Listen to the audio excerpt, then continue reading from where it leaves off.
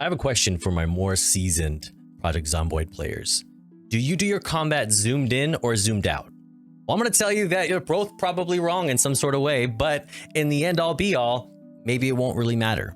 So the videos that I'm going to come across in these are going to be good explanations of how things can change and what could be different about the current build, Build 42, and how we can make them better. We're going to talk a little bit about some specific clips, as well as we're going to talk about things like loot and things that are in the current unstable build and things that we can maybe make better for the quality of life of the game. Now, I want to say that, of course, a lot of these things can be aided and fixed by mods, but I am in the personal set that mods should be, I guess, the deviations that you desire for personal flavor as opposed to quality of life and function. When it comes to quality of life and function, I think those should be things that should be the standard, and everything else is sort of your personal design, things like that, of that nature. Also, with that being said, I am not any sort of authority on this. I just have things that I think would be overall good for the game, and that's really it. You know, that's all I have to say. But let's talk a little bit further about it with this first clip. This one says, well, that just happened. This is a series of posts by Raspberry Rock, and in this first one, you can see exactly what I mean. So they're approaching two zombies. They just killed a flight of zombies, and right there, crazy little event, the approach of two, with the second one doing a full lap around before biting them on the back. It's not really a whole lot you can do from that point other than just kind of accept your fate. But then there's something else. So you have here sort of what I like to call like the stutter stepping of combat. I have experienced this. I don't know if it's necessarily just something that happens because there's conflicts with multiples, but it seems like what you'll have is a bit of a stutter with zombie choosing and also getting hit by something. Maybe it's not directly attacking, something out of its, I guess, direct approach or aggro, I guess we would say in the MMO world. You can see it much better in the beginning when they have multiples attacking them, where you can see sort of that stutter stepping in between swings. It's something that happens a lot in melee combat. But I think that a lot of people approach this in a different way. And I looked at some of the comments. If you go down a bit, this one says, I'm no pro, but I got a bit of anxiety watching this. This is by KS90. It says, I got a bit of anxiety watching this. The camera zoomed in all the way while fighting. Don't even look behind before bandaging. The window broke and you're still both chilling. And then the response by the OP was, you don't zoom in while fighting. And the next response is, no way, gotta stay alert, especially in build 42. Zed's here, everything. Fighting with melee and B42 feels like it attracts the whole block. So what zoom are you normally fighting at? Not quite max, but close to max is their option. So I wanted to give an idea with actually a personal clip that happened of a bite that I guess a scratch that I actually survived, but to kind of give an idea of what that kind of zoom looks like, you can check out this. So I'm fully zoomed out here. I zoom in a bit here. I wouldn't say this is like all the way zoomed in, but quite close. And in this one, I get the same treatment. They're there before I can sort of turn around, or I'm mid swing when I noticed, and it happened. So I mean, what's the proper zoom? Probably fully zoomed. But as you can see, since I didn't notice them until they were there, I guess you could say right there is the potential time. I don't know if being zoomed out is necessarily the way, because I think if you're zoomed out, like if I noticed it here, yes, I would have been able to avoid the approach, but I missed it. You can ignore the pop-ups. I don't see that on my screen. But if I saw it there, maybe I would have fully caught it. But I think once you're in that fully zoomed in, maybe it's kind of a thing. So what are your thoughts? I mean, like, let me know in the comments, but while we're talking about these other things, but I think this is a good conversation to have. Like, what's the optimal zoom? What do you think the zoom point is? Because I have another clip that I'll show that has an example of, I guess, what happens when you're too zoomed, I guess is the option, or is the thing, is what happens when you're too zoomed and you actually make it worse, I suppose. So this is the clip here. We'll pull it up. All right, right here. So I walk around the shed, and two, if not three, absolute whiffs with attacks. And then it's not even the one that's bad. It's the crawler. It's the crawler because my guy was struggled so long on that one that the other was not even on my radar for attack. So maybe it's not even a Zoom thing, but we'll ignore how bad I am at the game. I just want to see what people's thoughts are on that. But use it as a launching point to talk about what I want to specifically, which is, let's talk about Build 42. Let's talk about the things that I think are important, that I think could benefit the game overall. I don't want to say these are just like important to me, that I think that it could benefit the game, the community, as well as sort of the base experience of the game, so we can have more customization that we do experience, that we do enjoy, as well as not removing the aspects that I think that people come to enjoy. Like we're not trying to remove things, just add things overall. Now, I understand that there may be a bit of difficulty with these things. I'm not trying to say that I'm the ultimate authority on it, but let's talk about one example here, which I think is loot distribution. I think loot distribution is one of those things that is horrible. And a post like this says exactly that. So Project Zomboid Reddit thread by @outrageous, and it says Build 42 has completely revamped population density and zombie spread, but it's also made finding loot nearly impossible. Loot feels incredibly scarce, especially guns and ammo. The rarity of these items combined with the overwhelming number of zombies I have to fight feels unbalanced. After all the effort, what do I get? 3 boxes of shotgun shells and 2 guns. It's too little of a reward with such high risk. I really need sandbox settings to feel balanced, but unstable build won't improve without proper feedback. So my honest feedback on this is that, or I guess interpreting what they're trying to say and maybe taking apart some things, I think what they're kind of missing in their argument is that you can, yes, like change things universally for loot. And yes, it's sometimes like, it doesn't make a whole lot of sense whenever you scale things to the next level and it's still not quite there, or you have to tinker it so much to where it's like reasonable how much you're getting, but not so much so that you just feel like it's cheating.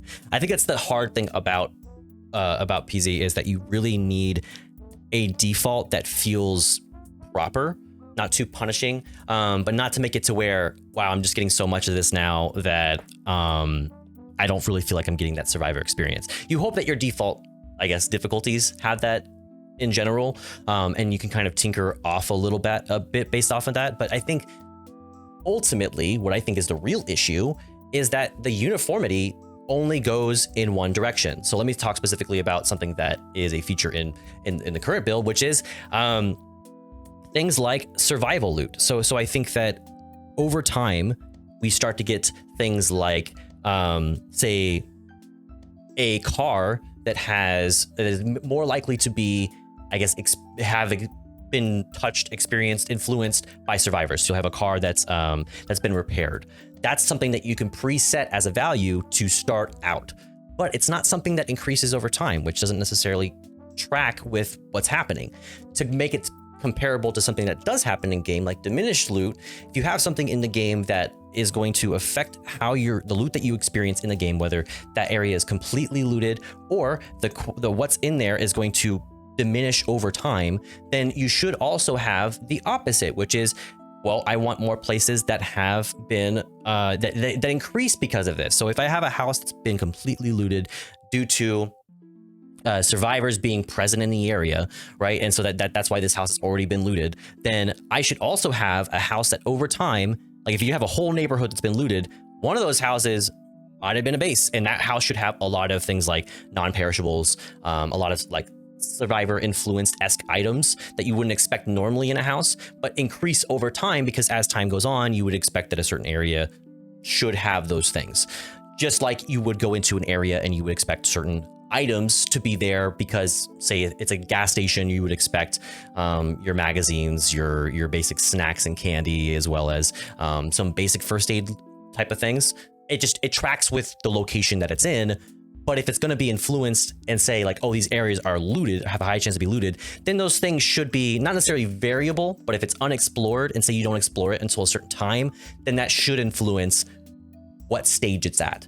Maybe this would be crazy on the load times, I don't know, but I think at a certain point, you know, depending on like, say if you spawn in one area, you could expect that someone's probably not going to go to the far reaches of the society. Or if you end a day on day 10 and on day 11 you go to this area, you can expect that area is based off of day 10, you know, like kind of having a standard of where that loot should be based on the current time that was most recently logged when you closed the game, or something along those lines. So I would expect zombies to have more survival loot and homes to have more like boarded windows, maybe crafted items, or maybe condensed, because when you're doing survival, you're probably going to put, let's say, like more items on the table, like you tend to see in some houses. So I think that it would be great if you could have not only cars that are affected by survivors, like how it starts out initially, but also increase over time. So in location as well, because like if you have a car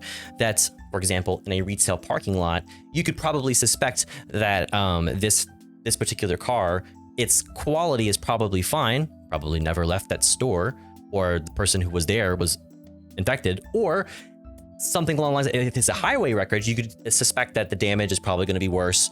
Additionally, that the items in it would probably be more likely to be locked, something along those lines, as opposed to just being based off of, to my understanding, the make and model of the quality of the vehicle, like that type of thing, as opposed to that being the reason and the reason why it degrades over time. That just makes a lot more sense to me, as opposed to having an initial point and then it degrade over time based off of a certain value. Have it be more influenced by geography, and maybe influenced by essentially the apocalypse, as opposed to that. So just like you would expect more houses to have greenery, you would expect more things to be rusted out if you were long into your experience. Just kind of like those realism things that make sense. That's something that tracks for me.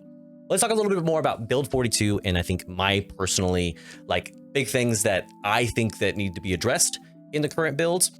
So an example of the things that I think could get, or this kind of gone in the wrong direction, and I don't necessarily like it comparing from build 41 to 42, is something like smell and zombies, things like discomfort, as basically another weight Moodle. You know, you already have weight, which influences and can make your muscles very strained. It's very quick when all this stuff happens. I feel like I'm taking pain pills much more often, or having to rest much more often in order to accommodate that. But then on top of that, you have things like discomfort, but not necessarily a way to alleviate those things, or at least offset those things, either with time, experience, skill, or some sort of practical thing, which makes it, I guess, more manageable. In the same way, for smell and like I guess the whole zombie thing, you can get more infected, but there's not necessarily a way to mass get rid of corpses without causing massive muscle strain and discomfort. So it's like these things are things that I think are heading in the wrong direction, and I think that they need to be changed, and not necessarily with the mod, but with just adding a little bit more to it to kind of put it in the correct direction. So this is not to say that either of these things should be psychological traits instead of them being physical discomfort or causing illness, or like basically causing a physical response in a type of way, or instead of just being like another mental stressor. I think there's plenty of mental stressors in the game. I think it's not necessarily perfectly balanced, but there are a lot of things to alleviate those stressors. So I'm not saying we should just put it into that, because it's super easy to manage those things with like reading material and getting the proper, like, I think it's easy enough to manage stress, unhappiness in a number of ways in the game already. So the physical response is where I take issue, because you'll be wearing minimal gear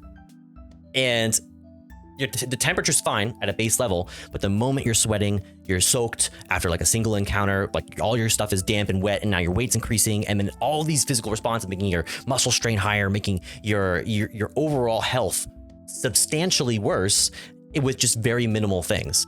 And so a simple discomfort, something like unhappy, just the unhappiness it can cause slowed crafting, slow time equipping, slow time transferring things. And so you become, instead of just wearing like knee pads and a construction helmet, you become like this character who's like in a suit of medieval armor. And it doesn't make a whole lot of sense why it's causing so much strain to have such few things there. Like, it just, to me, like I said earlier, it adds another weight mechanic to me. Like, weight is like one of the most obvious and easiest thing to see how it influences your character negatively in the game. But still, there's not a whole lot of things you can do other than just post that you clean the clothes, post that you use towels, post that, like post these things. There's ways to, I guess fix it, but like the moment you're back into it, it happens again. It's just constantly happening, occurring throughout the game. And it's not necessarily something like rain where it's like, okay, it's a weather event, you just gotta wait for the weather event to be done, or accept that there's going to be some risk with that, or use the proper items to alleviate that. It's just that like it's gonna happen, and there's nothing necessarily to, I guess, slow it. So my thoughts with it were to, if I were to use it, I guess, to more align those things properly, not to remove it, but to more align those things properly. If I'm using the thing that fits the proper setting, it shouldn't cause as much discomfort because that's the item that's for. If I'm using knee pads, especially during construction, but also in situations where I need to potentially, like not just for combat, but also in a more active like running setting, those items are meant for movement. They're meant for movement and being in awkward positions. So if I'm going from crouching to standing to moving, these things are meant for comfort for those reasons. Additionally, with wearing a construction helmet, the idea is that a person in those occupations would wear those all day.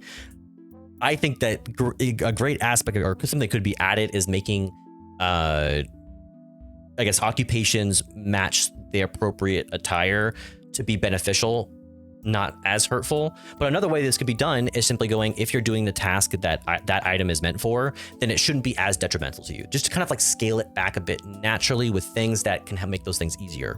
So if it should at least allow me, if in the proper gear, to improve those tasks, or at least get bonuses, you know, at the very least having little bonuses for like the items using the proper PPE and safety equipment, I suppose, you know, that would make sense. Similar to how like using the proper tools improves your chances, or your skill improves your chances. That would make sense to me too. Just kind of having something to offset that more so it doesn't feel so punishing.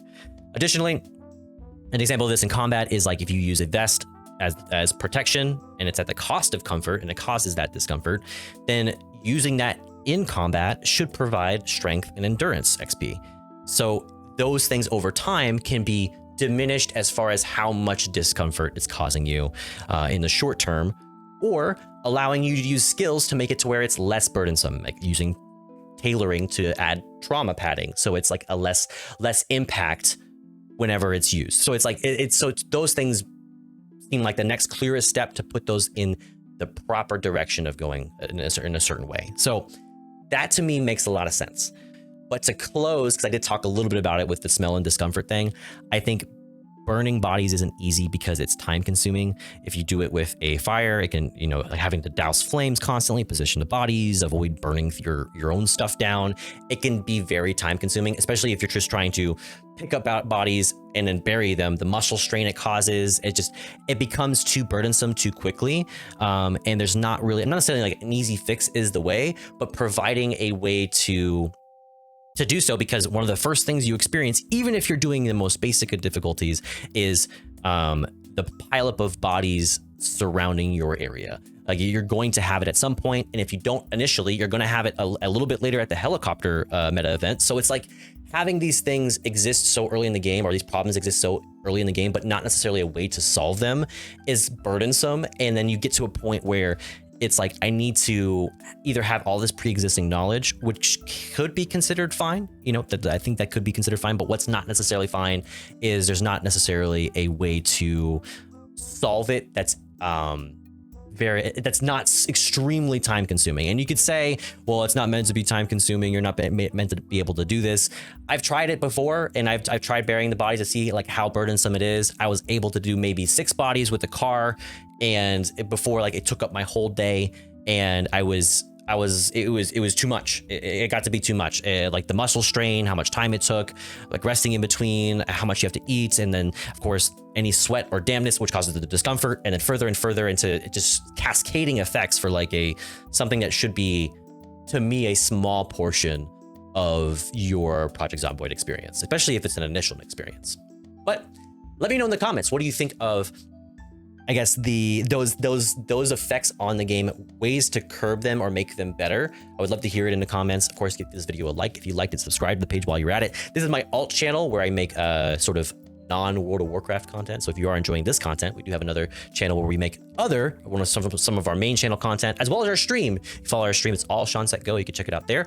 And additionally, let me know in the comments, because I love to put base showcases as well as like some of your guys' featured stuff that you get from mods into my channel. You can submit me any of the like images that you want me to kind of like feature in my thumbnails. I like putting those in my thumbnails and giving like the credit to the people who made them, because some of this stuff is very, very cool. I think in this one we had someone who had like a 2-month character that died, and I just wanted to showcase that. So there's a lot of really cool things that I think you can get from some of the stuff that people never get to see again, or if you never played with them, like you may never see it all. So I love to showcase those things in my videos in the best way I can, and I love to add like mod lists or like what mods I showed in this particular thing, so everyone can kind of see features that you don't know of yet, because I think the majority of the things I see in Reddit are questions of like, how do you do this, or what's a way to alleviate this? And a lot of times it's a mod. A lot of times it's you do it this way, and it's not always obvious what happens. So I try to be spoiler free if I can help it, but sometimes it's hey, this feature doesn't quite yet exist, but there is a mod to sort of fix it. So let me know, send me a message, join the Discord. I would appreciate it. But until next time, catch you in the next one. Peace.